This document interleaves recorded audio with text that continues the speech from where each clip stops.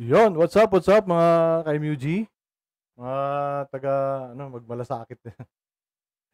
Alright, eto. Pag-usapan natin 'to guys 'no, itong demolition na naman. Pangalawang content ko na 'to kay Abet Garcia 'no. Sa kanyang pangako na walang demolisyon sa Bataan. Galing mangako 'di ba? Pero anyway, napangakuan na nga kayo, eh. Hindi pa 'to pa rin. So, pero ito, bago tayo magsimula, batiin ko muna yung aking barbero, si Bong Sarmiento, ayan. Bro, thank you sa gupit, ha. Pero binayaran ko. Hindi to ano lang, dito Batares, ha. At saka kay si binati kasi ako nung isang araw. Si Der Nareteran. Si Der Reteran, kamusta bro?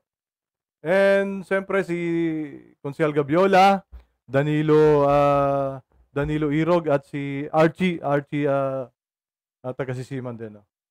Si Engineer Archie, ano nga ba? Rosales. Nakakalimutan ko lagi yung apelyido ni Archie Rosales, eh. So, ayan na, umpisa natin to guys. May lakad kasi ako. Ito na nga. Nagkaroon na naman ng demolition sa Orion, so kawawa yung mga tao na naman, no?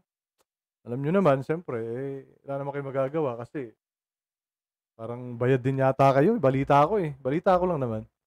No? Ito. Panoorin muna natin itong pinangako ni Abet. Sa pangalawang pagkakataon na content natin, panoorin natin. Damdamin natin yung pangako ni Abet. Okay? So, go!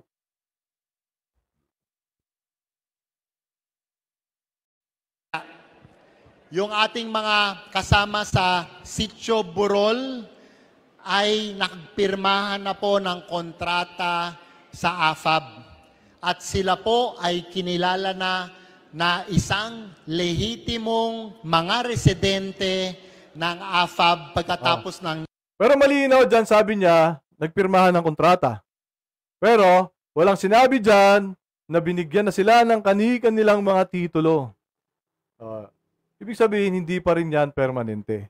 Kontrata lang. Paano kung ang kontrata ay 1 taon lang? Di next year. Ilang taon na ba? Baka 3 years na. Kasi magti 3 years na. Wala na naman. Diba? Papalayasin na naman sila doon. Dadala na naman sila ng sulat. Okay? Patuloy natin. Napakahabang panahon. 11 tuwan-tuwa yung mga tao, kala nila totoo, di ba? Kala nila totoo.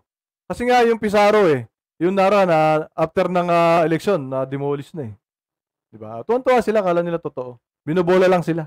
Kasi nga, balita ko lang may bayad daw yun. Bawat attend. Sabi lang na pamilya at isusunod pa po natin yung ibang pamilya. Wala po tayong papaalisin, lahat po aalagaan natin. Boom! Galing! Galing ni Abet. Hindi sinungaling yan.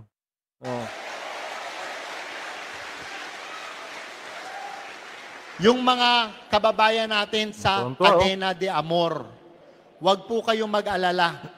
Yung sulat po na pinapadala sa inyo ng AFAB, hindi po yun para paalisin kayo. Yun po ay pag-iingat lamang dahil may kalumaan na po yung ating mga building na tinitiran. Palakpakan natin ulit si Abet. Mayroon pala dito. Yan. So, ayan.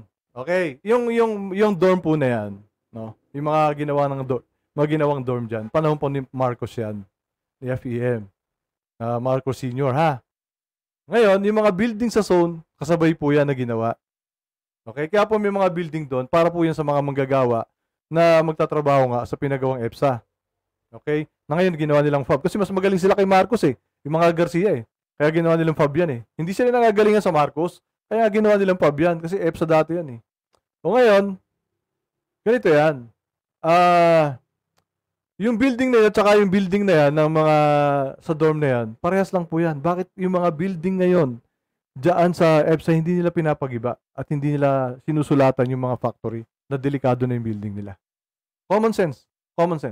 Dahil panahon pa po yan ng 1970, 1980. So, pagpapaalala po yung ating mga building na tinitiran. Dahil panahon pa po yan ng 1970, 1980. So, pagpapaalala lang po upang mag-ingat, pero hindi po yan para paalisin kayo. Kapag nakaupo na po,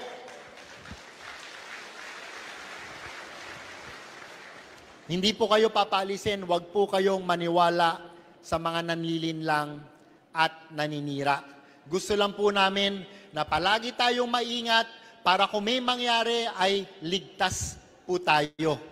Naka-safety po kayo dyan at magtutulungan tayo kung paano pa natin gagawing permanente yung ating mga tahanan at papagandahin pa po natin.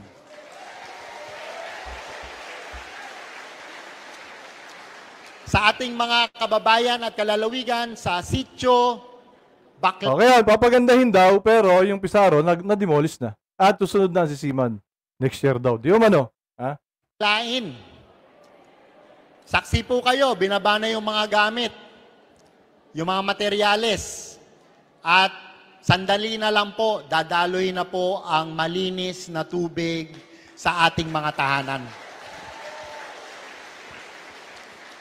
At alam ko po, hindi lamang po sa Malaya, sa Maligaya, sa Kamaya, at maraming barangay dito sa Mariveles. Kasi marami nagpuntahan dito dahil nandito nga po yung trabaho.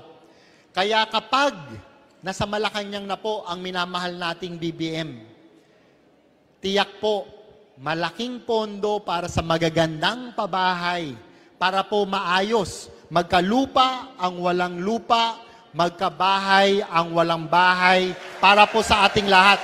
O ngayon, 3 years na. Mag-election na ulit. Filing na next week. Nasaan na yung nagkalupa? Meron na ba? Nagkalupa yung mga tao niya rito. Yung mga konsyal ng bayan, yung mga tuta nila, yun yung mga nagkalupa at nagkabahay. Pero mamamayan, wala. Di ba? Mamamayan, wala.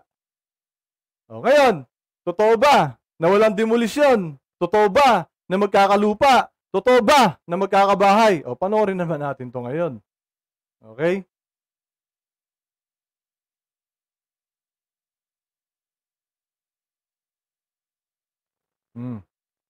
Tingnan natin to ngayon. O, yan. O, Abet, Garcia. Nagkabahay ba? Nagkabahay ba? O, nagkabahay? Pinaglululo ko yung mga taong bayan eh. O, ano nangyari dito? Yan, sa Orion po ito, sa Orion. Tingnan nyo. Tingnan nyo ha. O, tingnan ba yung mga bahay? Demolisyon yan, di ba? O, sabi, walang demolisyon. Magkakabahay, magkakalupa. O, yan, kawawa yung mga bata. O. Di ba? Kawawa yung mga bata. Baka dyan matutulog yan, kaya nandyan yan. Sa labas. O, ayan. Di ba? O, basahin natin. Sino nag-post ito? Si Darna. O, kailan kayo magigising mamaya ng buong Bataan? Yun lang yung dati alam kung kailan magigising. Diba? Yan din natin alam kung kailan magigising. Epekto ng malawakang vote. O, wait naman, may vote buying naman pala. Kaya naman pala. O, di bayad kayo. Huwag na kayo umangal, bayad kayo eh.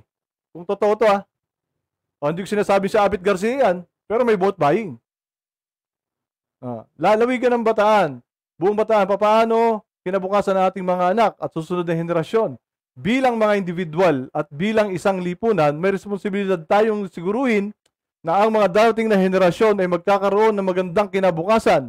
Ito ay kasama ng pagbibigay ng tamang edukasyon, pagpapalawak at oportunidad. Meron naman. Oportunidad meron. Dahil nga nila lupa sa hulo. Nabenta nga nila halos yung bundok natin. O, yung mga tao nila may oportunidad at ano pa ba yan? Bibigay unlad. O, umunlad. Umunlad yung mga tao nila. Sila, umunlad sila mismo. Diba, mayayaman na, mga greedy pa rin. Kagalingan sa kabataan at mga susunod na henerasyon sa pangkalahatan at kinabukasan ay mahalaga dahil dito. Dahil ito ay dito ang panahon na kabibilangan natin at lubos nitong naapektuhan ang ating personal na buhay, ang lipunan at ang planeta. Mahalaga na igalang at bigyan pansin natin ang ating kinabukasan upang magkaroon ng maayos na kalusugan. Sana ganyan. No? Kaso ang mga butante natin maraming bobo. Yung iba nakapag-aral pero tanga. Nagpapakatanga sila doon sa mga tanga na politiko. Diba? Nagpapakatanga para sa pera. Meron naman mga tao na wala namang pakialam, boto lang ng boto yan. Kung sino lang. nakita na artista, nakita sikat, boboto nila. Yun yung mga walang alam. Mga walang pakialam sa issues. Meron naman talagang matalino. No? Pinipili talaga, katulad ko. Hindi ako matalino pero technically matalino ako. Kasi namimili ako at inaaral ko kung sino iboboto ko. Diba? O mag-eleksyon na naman mga kababayan. Baka naman. Diba? Baka naman. Pag-aralan natin mabuti kung sino yung mga dapat iboto. Alright? So, yun lang naman mga ka-MUG at mga kababayan, matuto tayo. Maging matalino tayo sa pagboto. Okay po? Baka kasi, mamaya iyak-iyak na naman kayo. Bebenta nyo yung boto nyo, tapos iyak. Magkano? 2,000? Sus Maria Joseph, kinabukasan, ubos yan eh. Pero yung nakataya yung kinabukasan ninyo, sablay kayo dyan. So yan, maraming salamat. Siyempre, huwag natin kalilimutan. Minsan lang tayo mabubuhay. Piliin natin maging tama at mabuti. Maraming salamat po. Bye-bye.